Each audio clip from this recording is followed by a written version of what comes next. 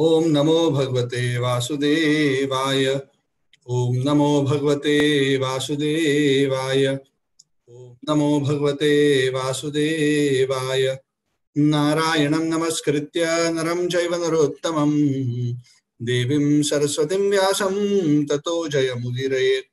नष्टप्रायेषु भद्रेषु नित्यं भागवत सेवया भगवती उत्तमश्लोके भक्तिर्भवति नैष्ठिकी। कृष्णाय वासुदेवाय देवकी नंदनाय च नंदगोपकुमाराय गोविंदाय नमो नमः। नमो विष्णुपादाय कृष्णपृष्ठाय भूतले श्रीमते राधानाथ स्वामी नामिने। नमो विष्णुपादाय कृष्णपृष्ठाय भूतले श्रीमते भक्तिवेदांत स्वामी नामिने। नमस्ते सारस्वती देवी गौरवाणी प्रचारणे निर्विशेष निवारि पाश्चात्य मुखं करोति वाचालं भंगं लंघयते गिरिं यत्कृपातमहं वन्दे श्रीगुरुं दीनतारिणं परमानन्दमाधवं श्री चैतन्य ईश्वरम। ओम तत्सत। Hare Krishna. So welcome back to everyone for Saturday evening discussion on the Srimad Bhagavat. We are continuing our beautiful journey. Shukdev Goswami is already on the Vyasasan, and Parikshit Maharaj, very eager, knowing that he has only another 7 days and 7 nights left before he will leave the world. He is fully focused on the ultimate goal of life. And he's also asking Shukdev Goswami the most pertinent and important questions about, one, what is the duty of everyone at all times? And what is especially the duty of a person who's about to leave his body? And Shukdev Goswami has begun to answer these questions. And in no uncertain terms, Shukdev Goswami in the previous couple of chapters, beginning with the second canto, chapter 1, has stated very clearly that ultimately the real goal of life is to understand one's constitutional position. What is that constitutional position? The beginning of the realization of the constitutional position is that I am not this body, I am a spiritual soul. But the full understanding of the constitutional position culminates not just in the understanding of being eternal, full of knowledge and full of bliss, but understanding the constitutional occupation of the soul in that constitutional state. And what is that constitutional occupation? What is the vyavasaya of the soul? What is its eternal nature? What is it that is giving bliss to the soul ultimately? And what is the innermost depth of the knowledge of the soul? Understanding that it is not matter is the most basic preliminary step. The ultimate understanding of the constitutional nature of the soul is Jivera Swarup Hoy Krishnera Nityadas. That the eternal nature of the soul is to be eternally a servant of Krishna. And being a servant, the eternal nature of the soul is to be serving the whole, being a part and parcel, the duty is to serve the whole. And it is that function of the soul which actually gives complete satisfaction to the soul. Just like a fish is fully satisfied when it is in its original natural environment of water. So Shukdev Goswami starts his narration by describing the process of liberation, because the process of liberation is the first step towards that realization. First, one needs to become free from the bondage of material existence, and then one can deepen one's understanding and relationship with the Supreme Personality of Godhead. So Shukdev Goswami has explained in the previous chapters the process of achieving liberation through the process of yoga. He also described the process of karma bhakti, or gradual elevation for those who are not yet ready to understand directly the Supreme Personality of Godhead, but then they go gradually through the intermediate steps of meditation on the Lord's Virata Rupa, and then gradually come higher and higher and go through multiple layers until they actually can transcend material nature and go beyond.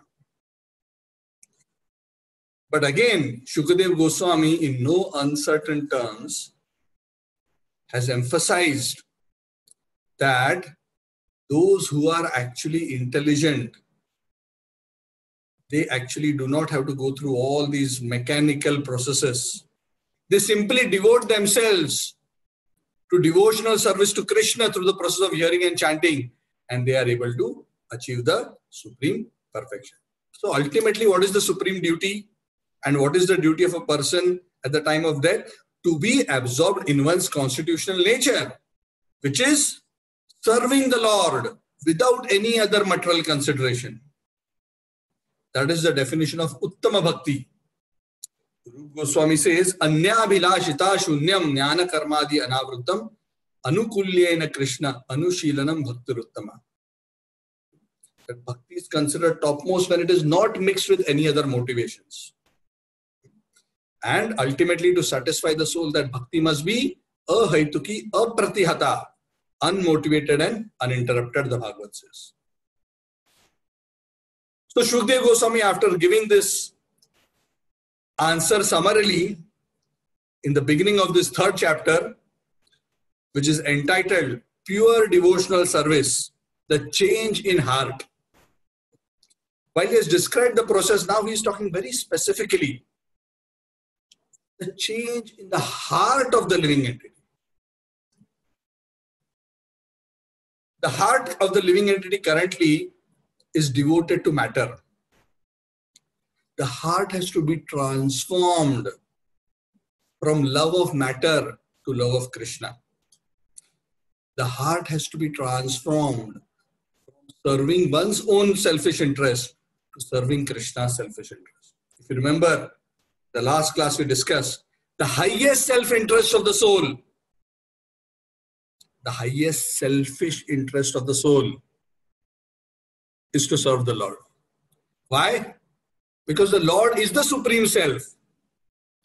He is the supreme self of the individual self, because the individual self is just a part and parcel of the supreme self. So that is its very natural position.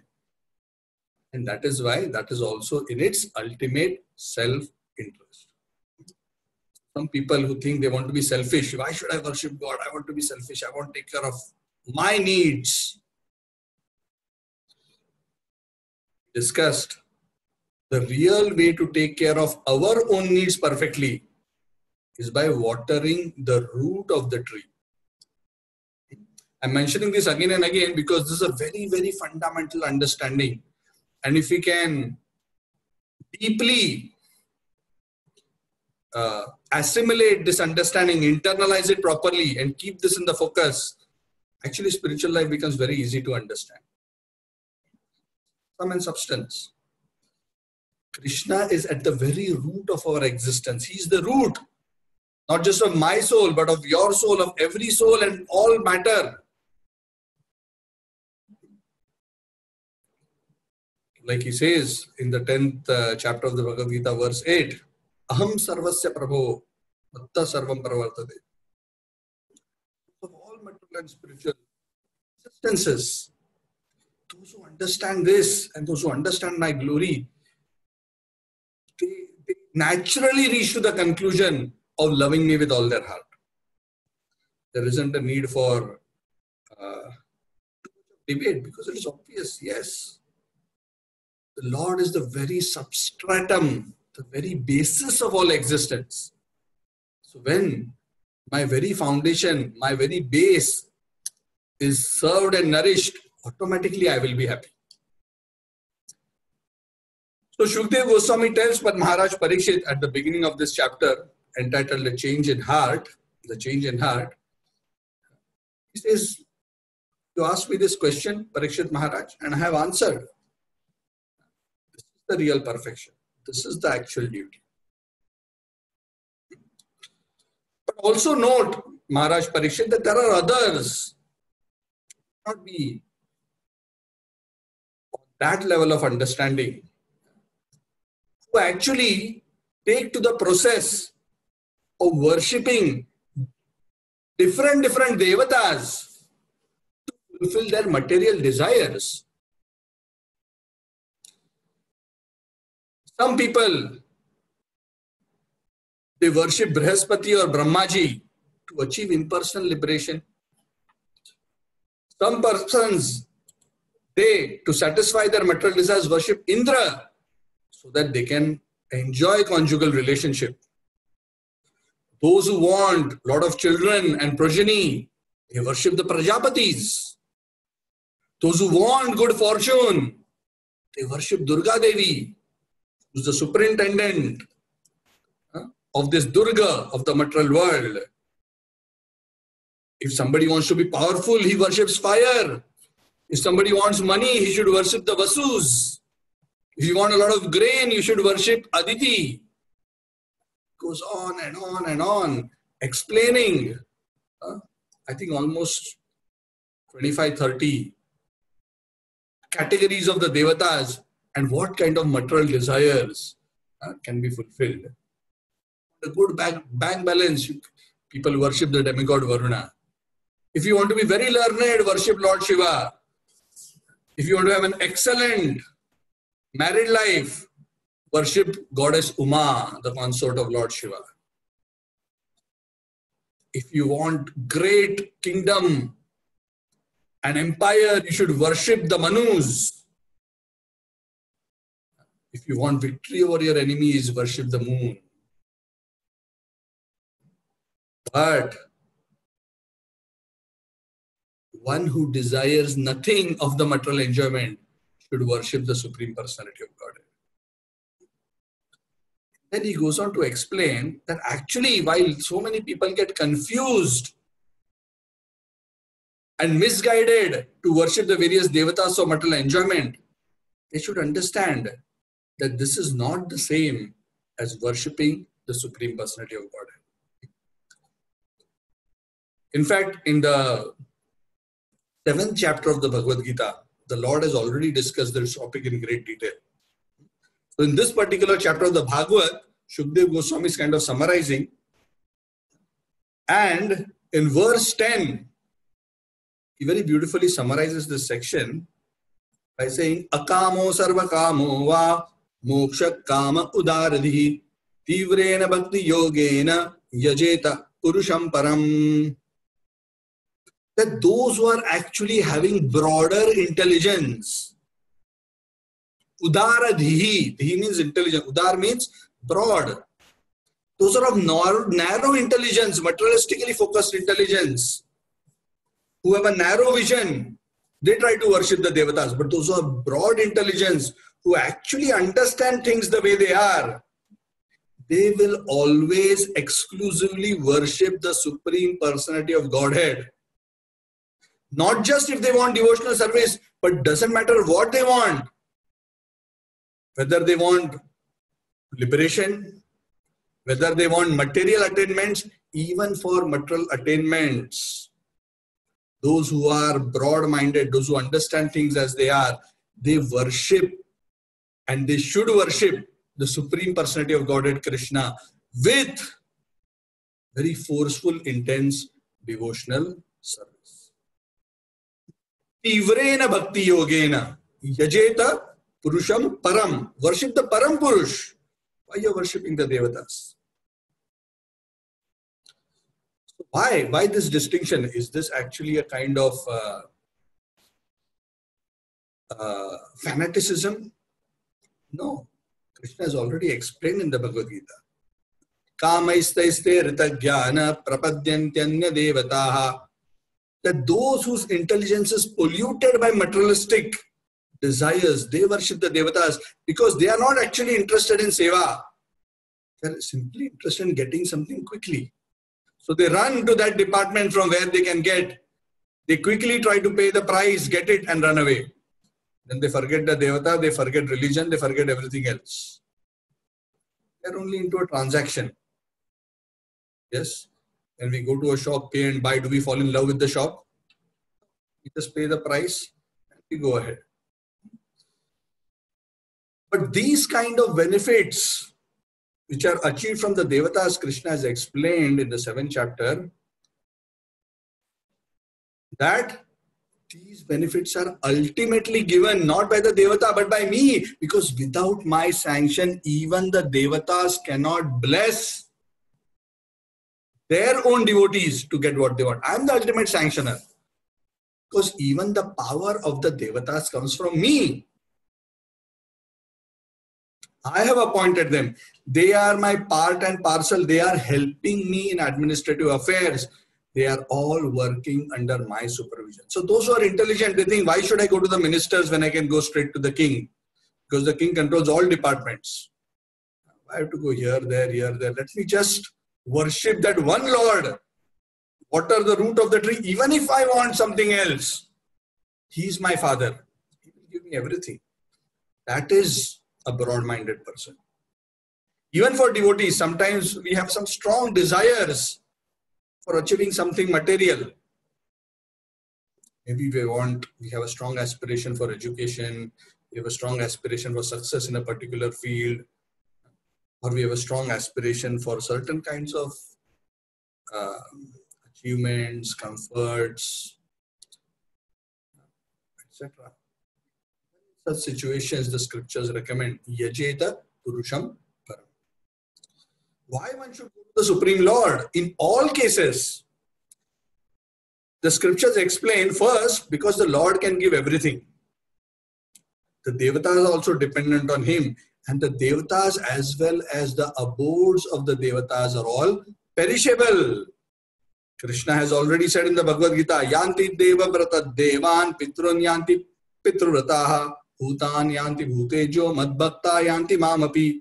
Those who worship the Devatas perfectly, they can attain at most the abode of the Devatas. But even the abode of the Devatas and the Devatas themselves are perishable. That is not an eternal attainment. But my abode is eternal. Madbhakta Yanti Mamapi. My bhaktas come to me, Lord Krishna says. Better to worship me. Pursue something which is eternal rather than something which is temporary. And another beauty of worshipping the Supreme Personality of Godhead is, because the Supreme Lord is spiritual and all pure and a genuine well-wisher of His devotee, two things will happen. One, the Lord will make sure that the blessings that He gives to the one who is asking for it doesn't put the asker of the blessings into more misery. It will actually result in his good fortune. Because sometimes we don't even know what we are asking for. We ask for something and we get it. It doesn't always mean we'll be happier. Sometimes when we get what we ask for, our life takes a turn for the worse. Because those who are not in knowledge sometimes do not know what to ask for. There have been many cases where people have been praying to be rich, to be rich, to be rich. And finally, they either got a lottery or somehow got a lot of money. Rather than being happy, like what they imagined they would become, they actually became so miserable. Because so many relatives and friends were trying to cheat them, and they could see through how everybody was just trying to use them and exploit them. They became so miserable. And some of them eventually lost everything and got into a worse situation. Sometimes we don't even know. But the Lord, being a very affectionate Father, always considers the real good of the devotee, even when the devotee is asking for material things.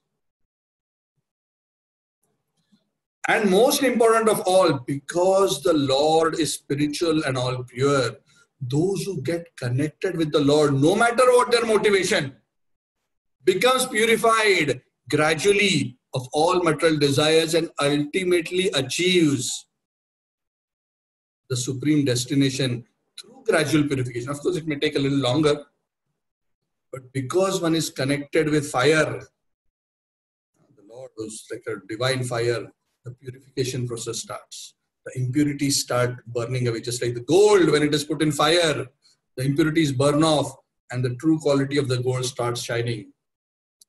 similarly the living entity also starts getting purified. That is why here he says, Akamo sarvakamo va moksha kam udaradihi tivrena bhakti yogena yajeta purusham. This is the real intelligence. These are the broad-minded people. That is why the scriptures recommend it is always best to worship the Supreme Lord, even if one has material desires. So what does a devotee do if he has material desires?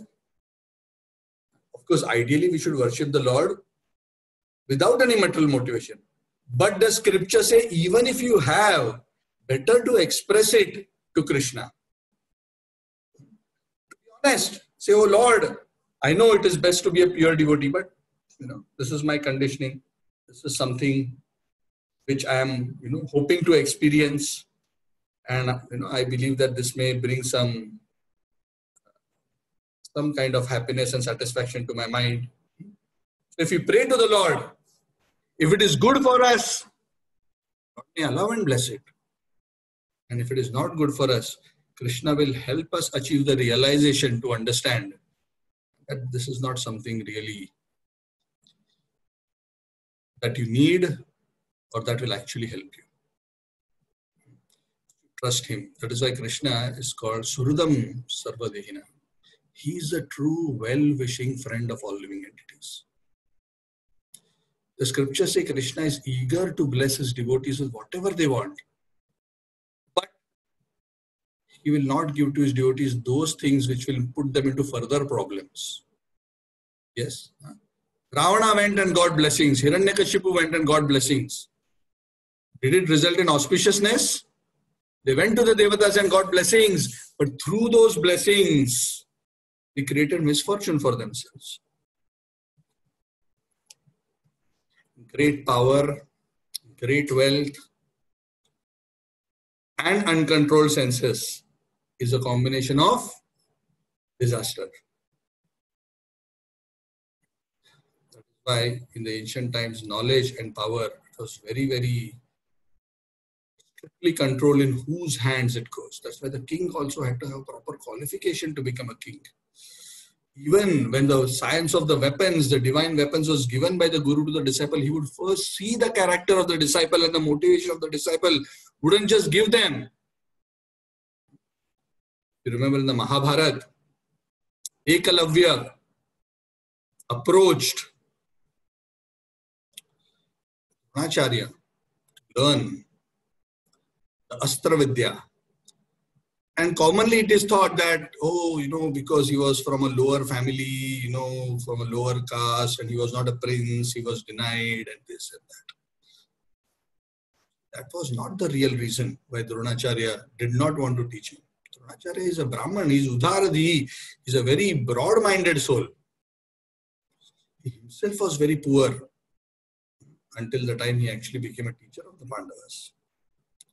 The real reason he did not do that because he knew that the science of divine weapons is meant for Kshatriya. Kshatriya means those who are actually interested in protecting others from getting hurt. It's not just for controlling or displaying, and Ekalavya's motivation wasn't pure. His motivation was just out of envy for Arjun. Acharya wasn't interested in fueling that envy more by giving him instructions on such a powerful divine subject. Anyway, that's a long story. I don't want to go into it. But knowledge, power, wealth, when they go in the wrong hands, can create havoc. So the Lord is very kind. Krishna is very kind. He knows what we need. Use it. And even when he gives us blessings, even material blessings, he will give us to the degree that we can deal with. He will give them to the degree that it does not distract us from our spiritual lives. If we are sincere. We are very foolhardy and stubborn. I may have to give us a little bit of a dose to actually realize our foolishness. Now, another interesting point which Shukadeva Goswami mentions, that some people may argue well, I will continue to worship the devatas initially, then maybe gradually I will automatically develop devotion to the Supreme Personality of Godhead.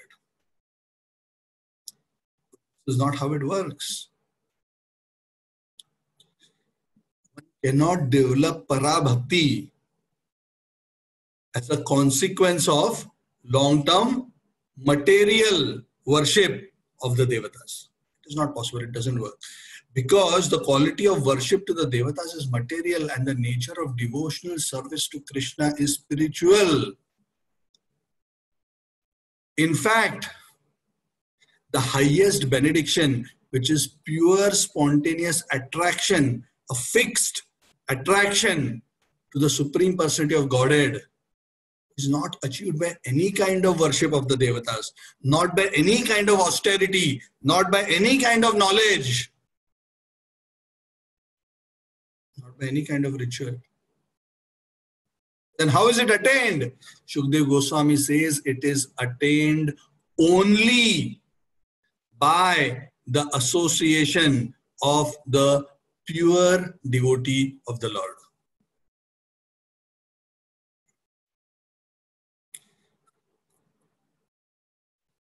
Narada Muni, the great empowered Shaktiavesh incarnation who distributes bhakti all over the world, in his Narad Bhakti Sutra, he says, Bhaktya sanjayate bhakti. What is the cause of bhakti? If bhakti is coming in our heart, what is the cause? Do you have to mix karma and jnana and then cook it for some time and then bhakti comes out of it? Bhaktya sanjayate bhakti. Bhakti doesn't come through any other process. Bhakti is created by bhakti. Just like fire can be lighted only by another fire. Sometimes fire may be there, but it may be unmanifest. It may be stored energy, but there must be another fire to ignite the dormant fire within. Just like there's a piece of dry wood. How is that fire in the wood manifested? By bringing that wood in contact with another fire. Yes. Similarly, when a bhakta of the Lord gives us his association, at that time the potential of bhakti is awakened within our heart.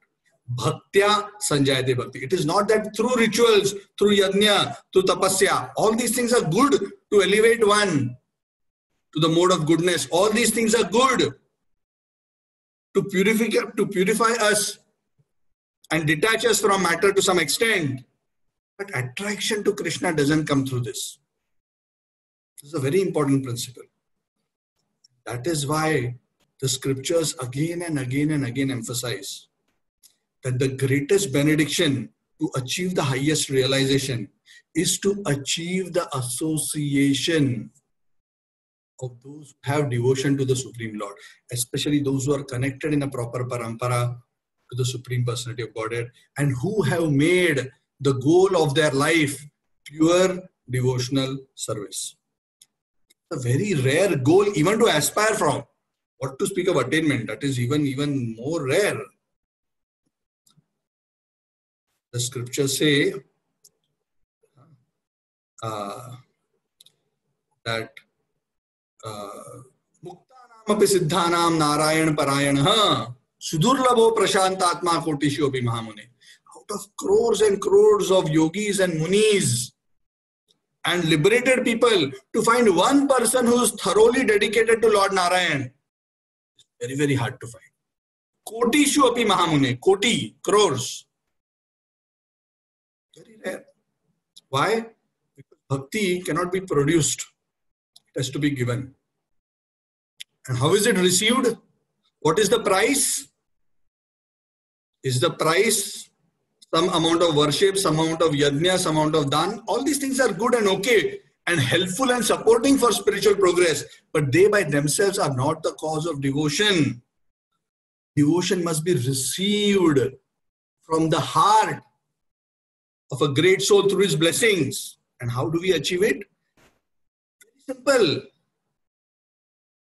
One must seek the association of such devotees, and from them humbly hear about the message of the Lord. Tadvidhi pranipatena pariprashnena sevaya upadekshanti te jnanam jnaninas tattva darshinaha.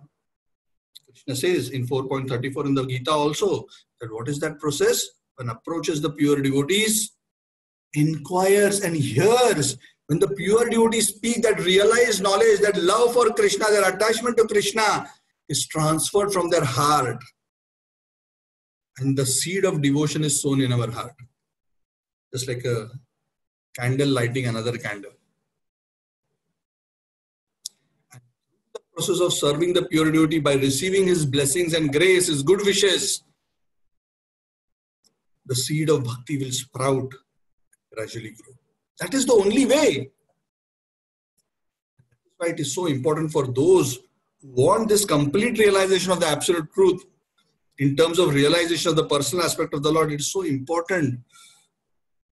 Take shelter of great souls who have devotion for the Supreme Personality of God. That's why the association of devotees is so important. Otherwise, even one may go on hearing Bhagavatam and Gita, but if one is discussing these literatures amongst those who do not actually have devotion to the Supreme Personality of Godhead, bhakti will not arise. Why did Dhruva become a bhakta? He associated with Narad Muni. Why did Prahlad become a bhakta? He heard from Narad Muni. Why did Valmiki become a bhakta? He heard the name of Ram from Narad Muni. Narad Muni is the Acharya for Bhakti. He has delivered so many living entities, so many great personalities. He is the Guru of Vyasa himself. And there are so many other examples in scriptures. Goswami himself became a devotee by hearing Bhagavad from Vyas. Vyas is a pure devotee. That if you remember in the previous chapters he mentions, I heard and got attracted, and then I laboriously studied the scripture because it was so nectarian, it was so attractive even for liberated souls. Because even in liberation, in mukti, there is not so much happiness as much as there is in this deep, loving connection of bhakti with the Supreme Personality of Godhead. Being attracted by the all-attractive, giving one's heart to Him, serving Him. This is very, very... This kind of knowledge is actually deeply satisfying. And when this kind of a taste arises, Shukdev Goswami says, automatically all these materialistic vrittis of the mind, they subside. Just like a person who has eaten a beautiful, wonderful feast. Will he get attracted to a stale roti after he's eaten hot puris in ghee with nice rich paneer sabji and then halwa in ghee and pakodas, and after all that full meal, you give him a dried roti, 3 days old. You say, are you interested? You will not be able to tempt him because he's satisfied eating something of a much higher quality. So those who are tasting the devotion to the Supreme Personality of Godhead, they find all these material attractions very insignificant. And that is why devotees are able to overcome them very easily. Even great yogis fail.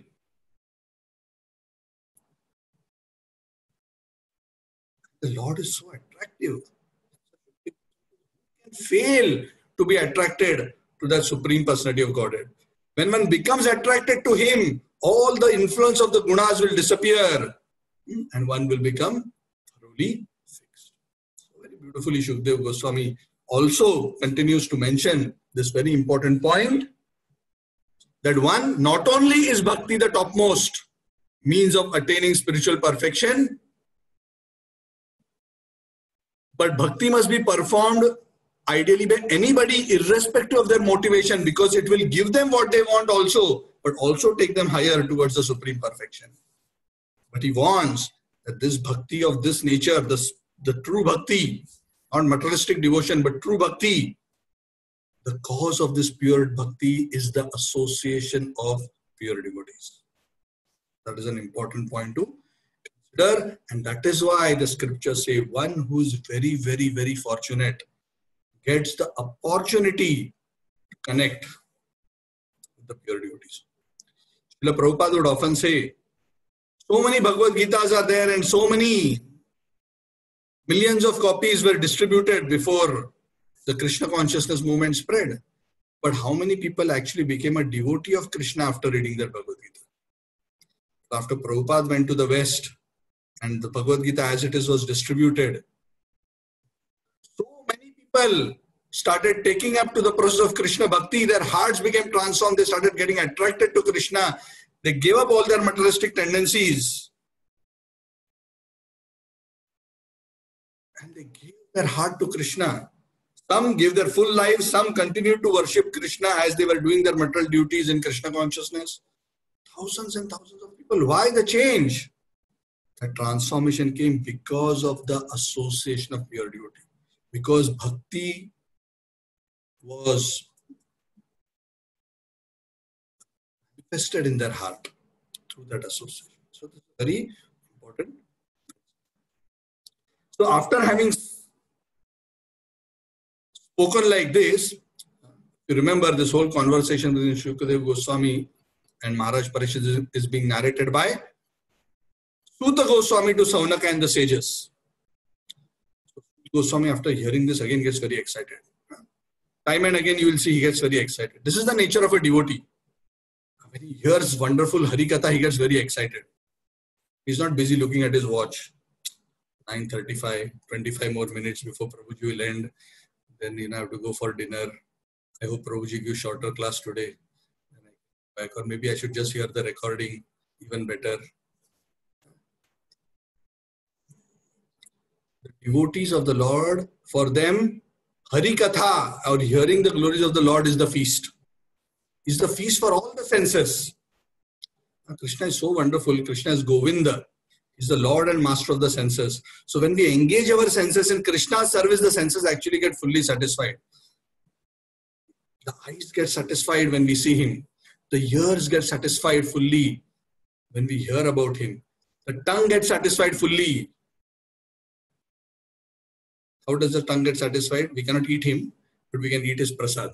We can taste the tulsi and smell the tulsi which is offered to His lotus feet.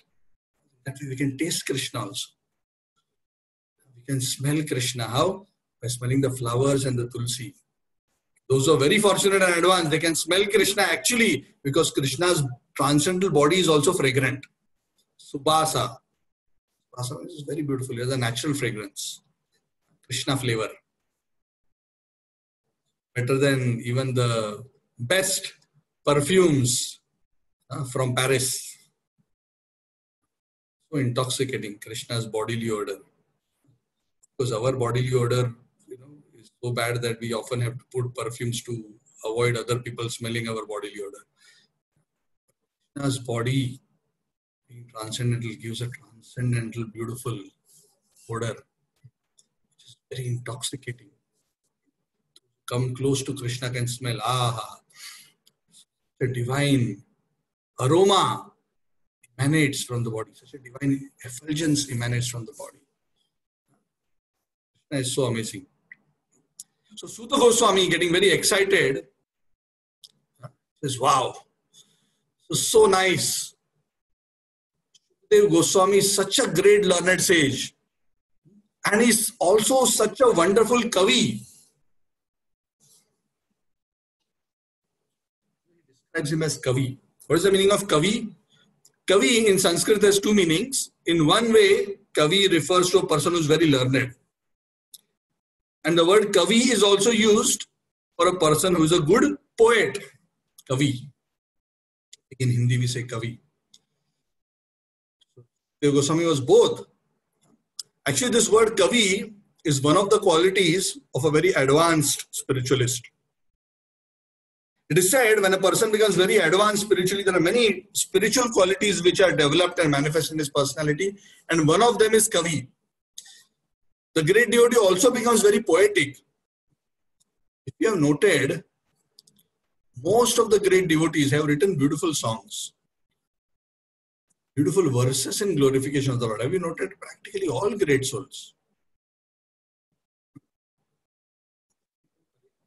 How come all of them became poets?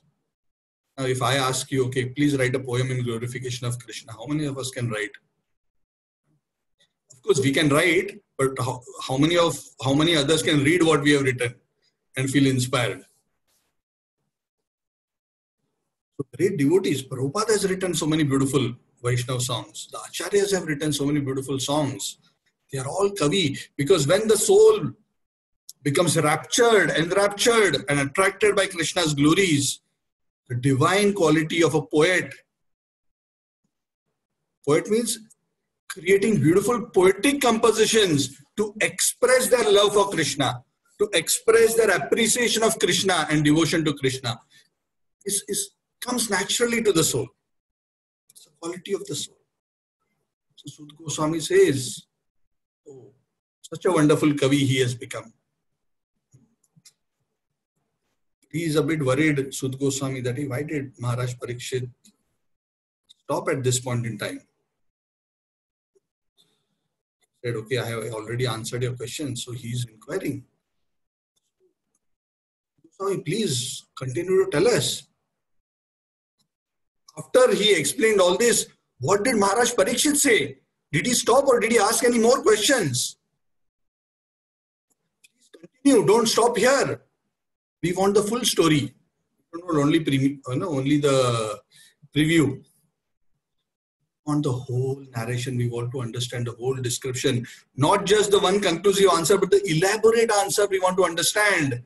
We are eager to hear, because what else is better than hearing topics of Lord Hari in the association of devotees?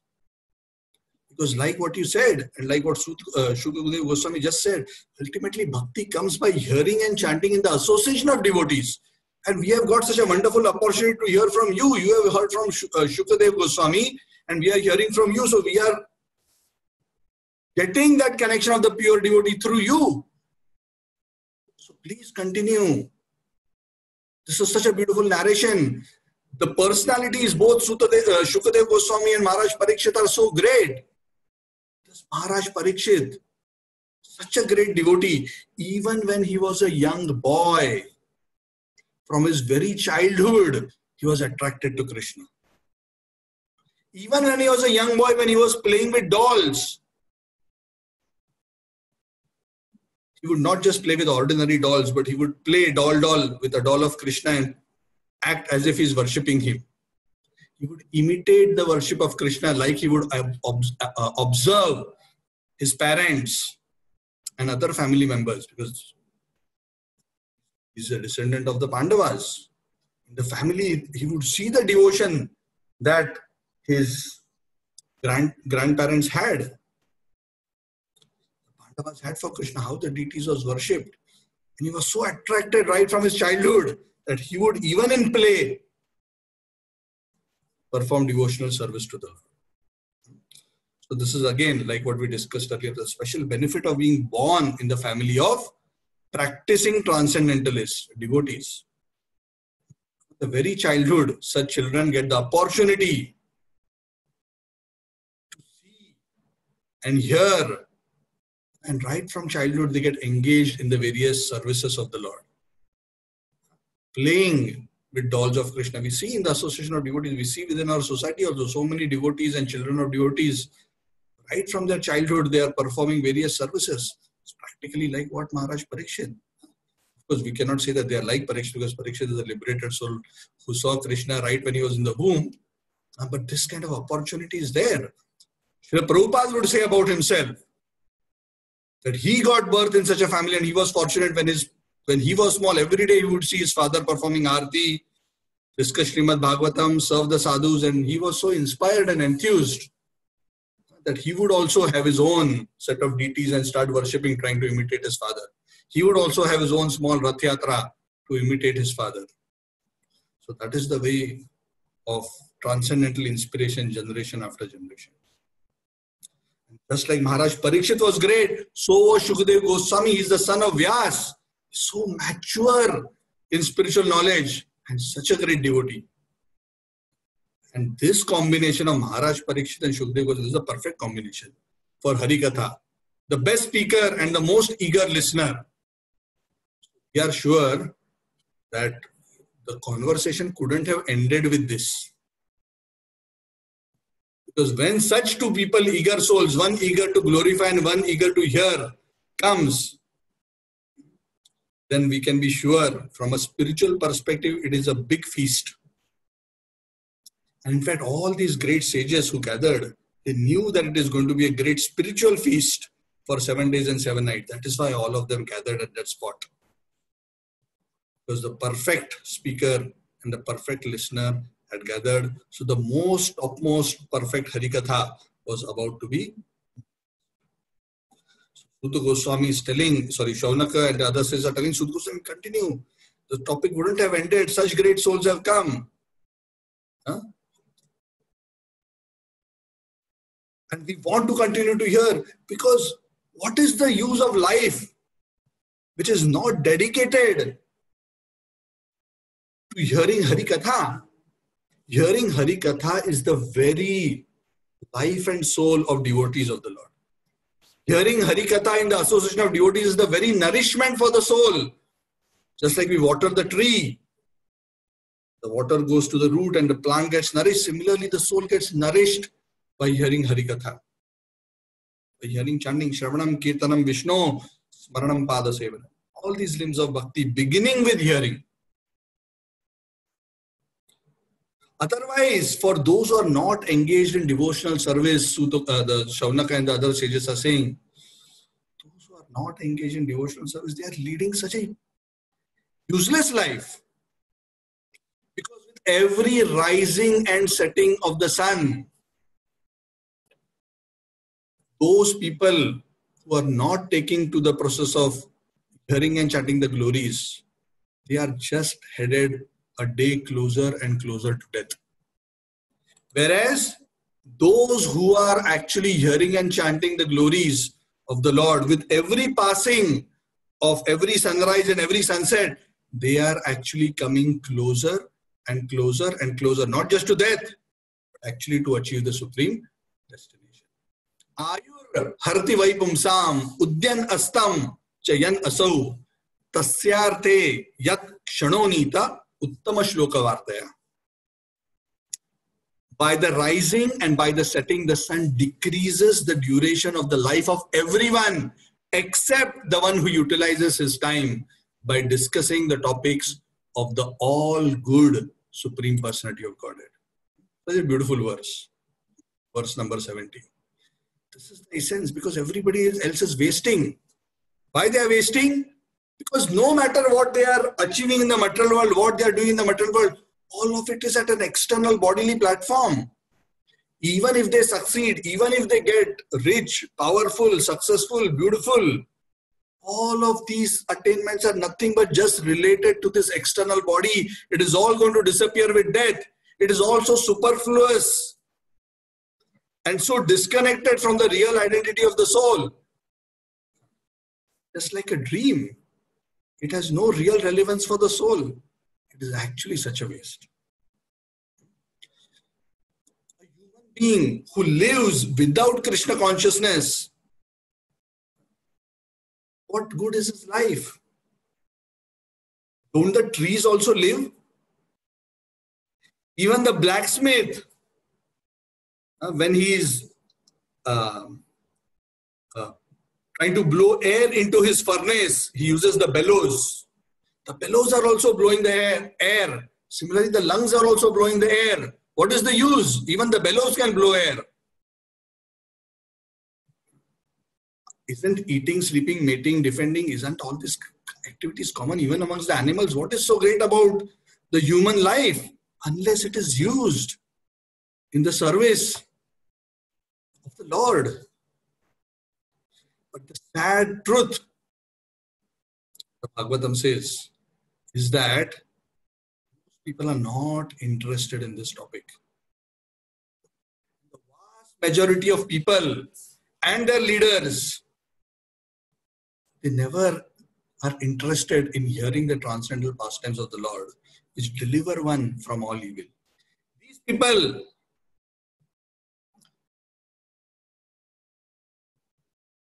who appreciate other leaders and people who are not interested in spiritual life are nothing else than men who are just like dogs, hogs, camels, and asses. Very beautiful verse. Very strong language. The sages are actually feeling so strongly about it.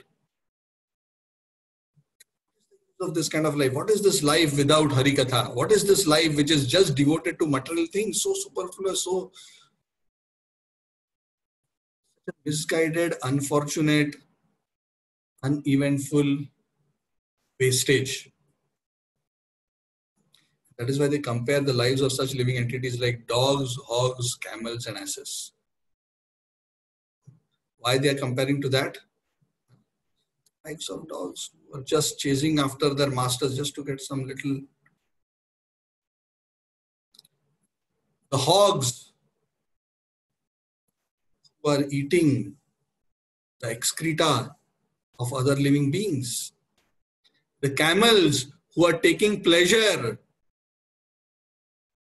in eating thorns, where the thorns are tearing and pricking into their own mouth and tongue and causing it to bleed. But the camel, unable to understand that the beautiful taste that it is getting in its mouth of its own blood.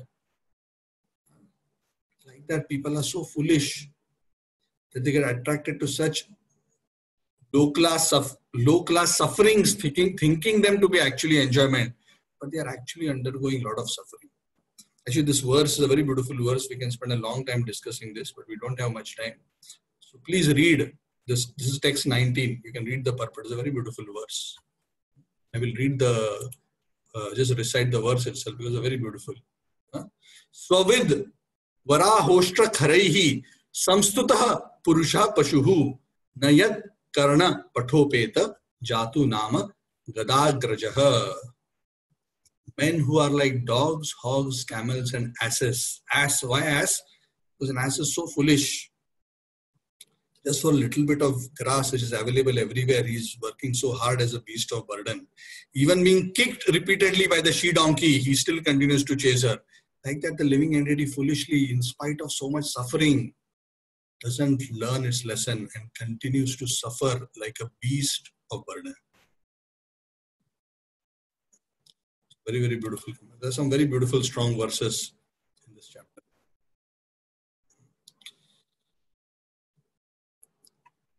It continues. Not only are these people like animals and they elect their leaders who are also like them, and they all get lost. One who is not using his life and his senses to serve the master of the senses, his years are not actual ears. Those ears are meant for hearing Krishna's glories. Their ears are just like the holes of a snake, and their tongues are like the tongue of a frog. Oh, excited and in one sense, only think, oh, they are so critical. But we must understand how strongly the sages are feeling, because they, through their divine knowledge, and through the higher taste that they are experiencing in Krishna consciousness, they are able to contrast a life which is dedicated to matter with a life in Krishna consciousness. That is why they are making such a strong statement. And this statement is actually not an overstatement. This is the truth. We may think it is an overstatement. The day we understand that this is the truth means we have made spiritual advancement. Okay, so keep this in mind. The day you understand how what they are saying is actually true and not an overstatement, means you have begun to make spiritual advancement. Because then we will be able to see, yes, it is true. What is the use of these ears and nose and the mouth? If you just engage in matter, it is so useless. This beautiful head, even if it is decorated by a silk turban, is just a burden. If it doesn't bow in front of the Supreme Lord, who is Mukunda, The hand which is decorated with beautiful armlets or bangles, like the hand of a dead man, is useless unless it is used and engaged in the service of Lord Hari.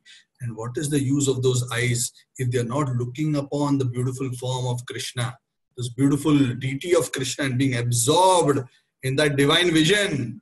Those kind of eyes are just like the eyes on the feathers of a peacock. You know, eyes on the feathers of a peacock.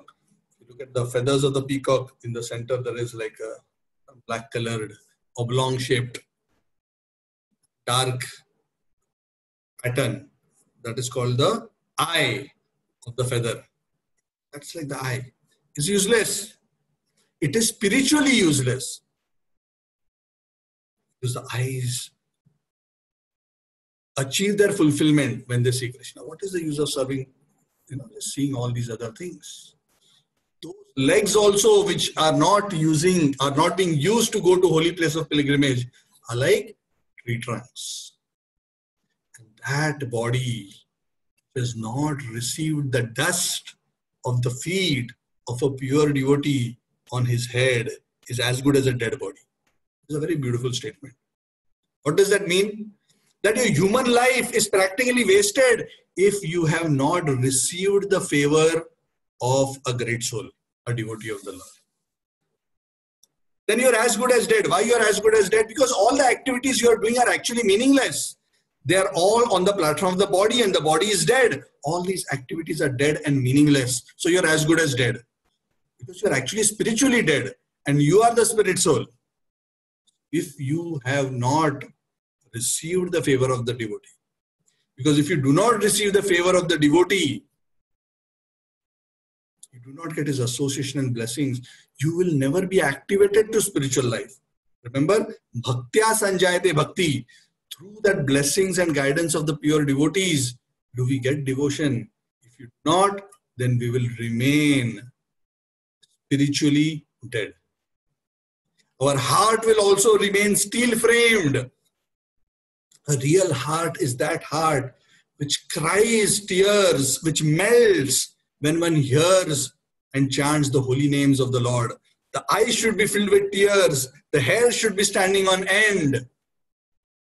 But he who does not experience the symptoms is spiritually dead. His heart is like steel frame. So they tell Sutta Goswami, we understand and we do not want to become like this. So please, we don't want to be spiritually dead. We don't want our eyes, ears to be like what we just described. So please enliven us spiritually by giving us your association and blessings, by narrating this beautiful Harikatha in the form of what was spoken by the great devotee Shukadev Goswami, who's so expert in this subject matter, what he spoke to Maharaj Parikshit. Please continue to describe in detail. So that brings us to the end of chapter 3 of the second canto. So summarily, in the third chapter, he speaks about, Shukadev Goswami speaks about the futility of the Devata worship. He re-emphasizes devotional service to the Lord as topmost, and also emphasizes that it is attained through the association and favor of pure devotees. Shukadev Goswami is then encouraged by Shaunak and the others to continue to describe more and more of what Shukadev Goswami spoke to Parikshit Maharaj, because Shukadev Goswami and Parikshit Maharaj are both such great souls. And then they start glorifying Harikatha and the importance of Harikatha, and start saying how a life which is devoid of Harikatha and devotional service to the Lord is so dead from a spiritual perspective, so useless that it doesn't serve any tangible value in the sojourn of the soul.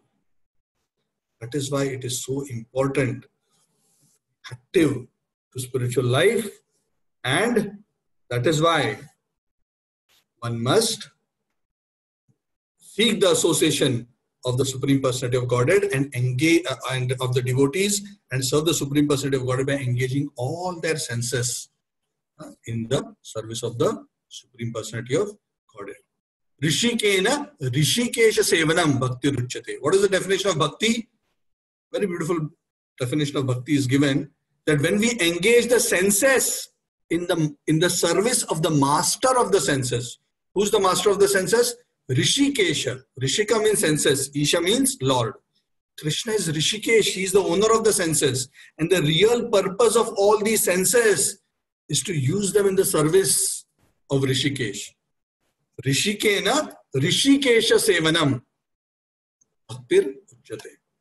It's called bhakti. So very beautifully they are describing that if the senses are not engaged in the service of Rishikesha, they're as good as useless and okay.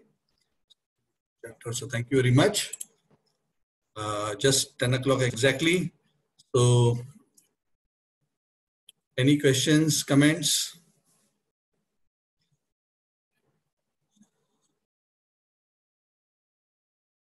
Hare Krishna. So if you're okay, I would like to see you on video. Whoever is not. So yes, Prabhu, Hari Bol. Hare Krishna. Nice to see you. I am also feeling alone in lockdown. So if I see you, I feel also inspired. Hare Krishna. Hey, Gopinath ji. Mahatma. I'm your grand disciple. Huh? Your grand disciple. My grand disciple. You are my senior god brother. Did you say sinner? S-I-N-N-E-R, right? You are more clever than me, so I can't argue with you. Nice lecture. Nice to see you, Prabhu. Thank you. Nice. Hari. Hari. Thank you. Hare Krishna. Neha ji, Hare Krishna. Yes. Hare Krishna. Shalini ji, Hare Krishna. Hare Krishna, Prabhuji. Hari Bol. So any questions, any comments?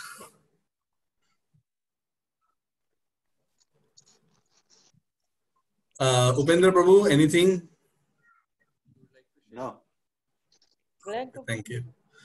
Hare Krishna. Yes, Radhika Bachi. How are you? Yeah, fine. How are you? I am also okay. Missing everybody. Yeah. I just came back. Jhulan Yatra is going on. Since you don't have any questions, just 2 minutes. So since I'm in Singapore right now, I went to devotees' home. We had nice Jhulan. Since only very few devotees can gather in the home, we were doing singing and Jhulan, and we were doing live broadcast, so that all other devotees are participating. So there were only 4 or 5 of us who went there. Nice Jhulan. We sang nice Braj songs, then had prasad, and I rushed here back for the class. So nice. So this is life. Life is so nice and sweet when we are in the association of devotees and chanting and singing the glories of the Lord. Very deeply satisfying. Hare Krishna, Prabhuji. Hari Bol, Ravi and Ashwin. Hare Krishna. How are you all? Fine, thank you, Prabhuji. Hare Krishna. You went to temple to take darshan? Not yet. Not yet, no? Okay.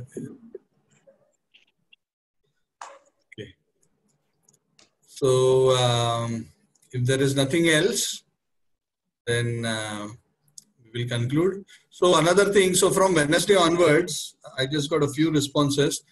I thought we will just start with Bhagavad Gita every week, if that is okay with all of you. I think some of you have already done, some have not. So, we will go through Bhagavad Gita in detail, few verses at a time. It will not be one verse, but we will cover a sequence of verses. We'll see how many.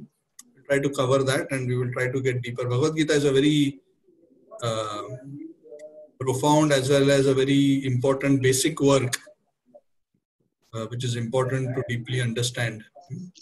So even when I speak about Bhagavad, I still go back to the Gita and say how it is linked, because many of these concepts in the Bhagavad are actually further developing deeper on what the Bhagavad Gita has already established, and going into the depths of those topics in terms of its conclusion by beautiful, more profound verses and beautiful pastimes about the Lord and his devotees.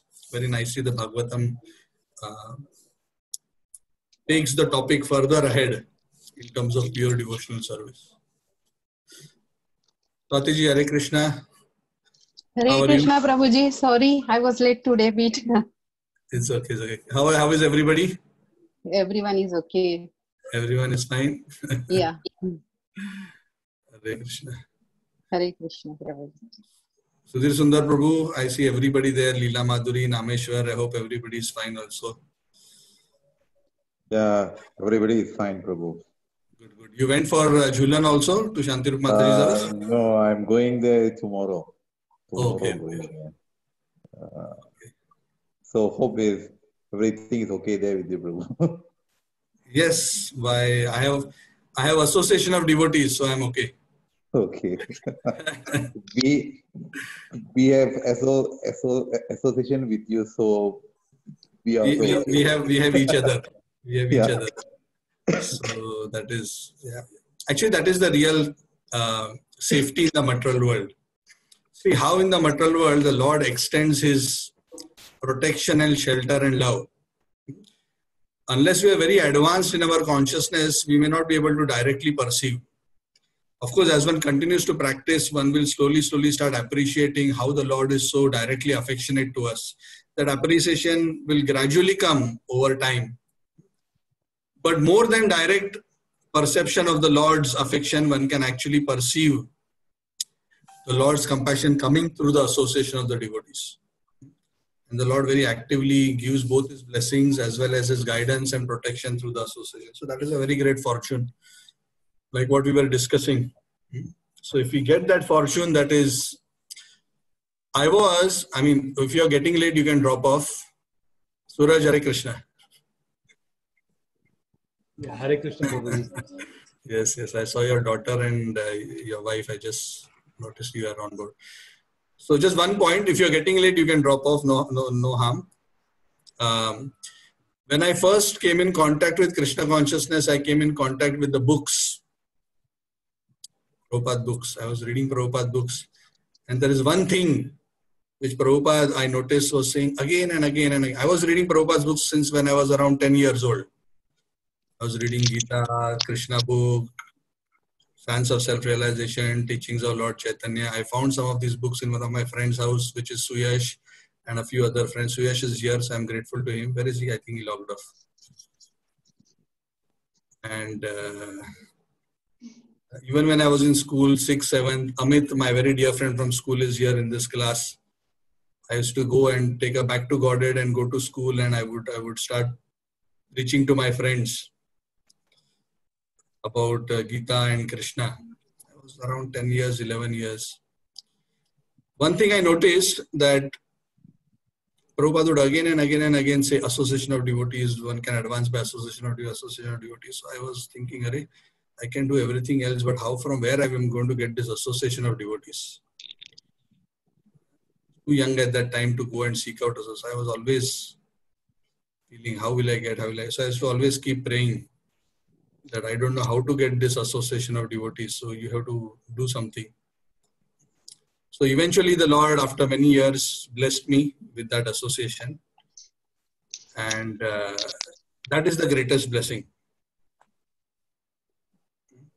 Because when we have that Satsanga, the Bhakta Sangha, the Bhagavad Sangha, that is actually the shelter of the lotus feet of the Lord. The shelter of the lotus feet of the Lord is available in the form of the association of devotees. When we take that shelter, then we are strongly situated in the storm of the material ocean. In this ocean, we are situated on a nice boat, which is guided by the spiritual master, and where other devotees are also guiding us, where we can very nicely sail across the ocean and attain the.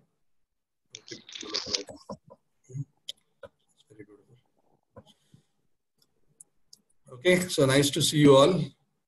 Some people, some of them decided still not to reveal their spiritual forms on Zoom, which is okay. I will not push anybody, but it's okay.